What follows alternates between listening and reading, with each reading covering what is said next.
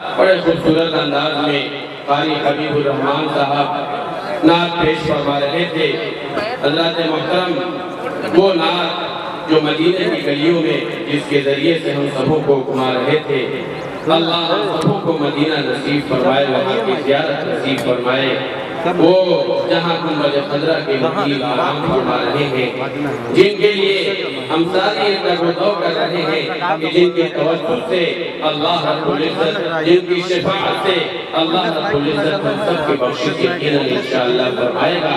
ہمارے پاس ایسا کچھ عمل نہیں ہے، ہم سب جو عبادات کر رہے ہیں معلوم نہیں کہ اللہ کے ہاں مقبول ہے نہیں، لیکن نبی کی شفاعت پر یقین ہے کہ نبی کی شفاعت اگر نصیب ہو جائے تو یقیناً ہم سب کامیاب ہو جائیں گے۔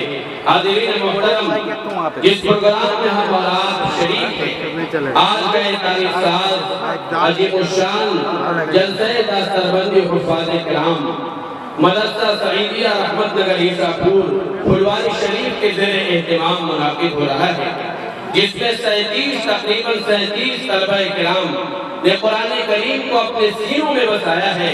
ان کے اوپر، ان کے سروں پر آج تاج فضیلت رکھی جائے گی۔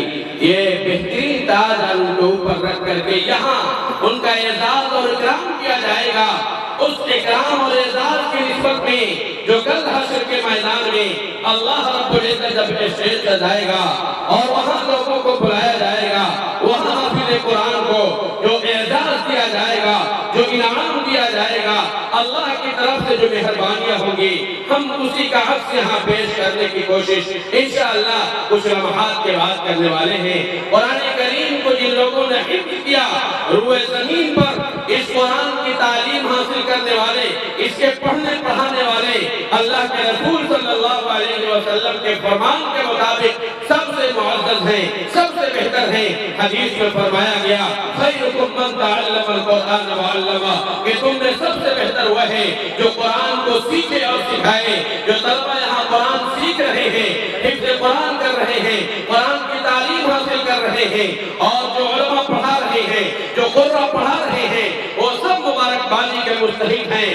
خاص طور سے یہ ادارہ اور ادارے کے نظمہ اور ادارے کے جو لوگ چلا رہے ہیں، خاص طور سے یہاں کے قرآ اور جتنے معاونین ہیں، وہ سب کے سب مبارکبادی کے مستحق ہیں۔ آج میں یہ کہا کرتا ہوں، اگر کوئی مدرسہ 20 یا 25 سال سے یا 50 سال سے بھی چل رہا ہو، اگر اس مدرسے نے ایک حافظ قرآن بنا دیا، سمجھیے کہ ہم سبوں کی محنت کامیاب ہو گئی، ہمارا پیسہ لگانا کامیاب ہو گیا۔ کل اس ایک حافظ قرآن کی وجہ سے ایسے 10 لوگوں کی اللہ رب العزت بخشش فرمائے گا اور جنت کے فیصلے فرمائے گا، جن کے لیے جہنم واجب ہو چکی ہوگی۔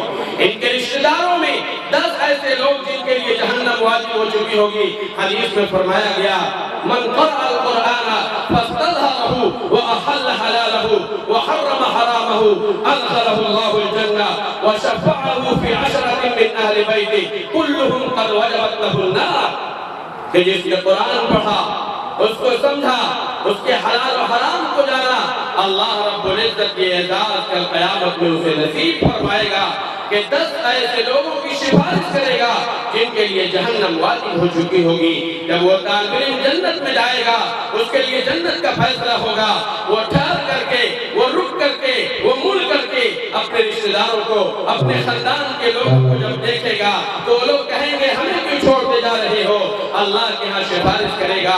10 ایسے لوگوں کی سفارش اللہ رب العزت قبول فرمائے گا جن کے لیے جہنم واجب ہو چکی ہوگی۔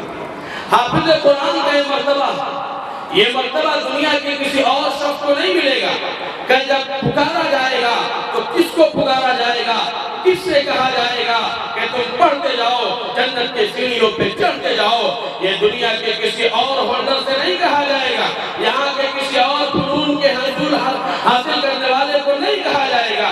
یہ انجینئر، سول انجینئر کے ذریعے سول انجینئر کو یہ نہیں کہا جائے گا کہ تم نقشے بناتے جاؤ اور جنت کی سیڑھیوں پہ چڑھتے جاؤ۔ یہ ڈاکٹر سے نہیں فرمایا جائے گا کہ تم دوا تشخیص کرتے جاؤ، مریض کی دوا تجویز کرتے جاؤ اور جنت کی سیڑھیوں پہ چڑھتا جاؤ۔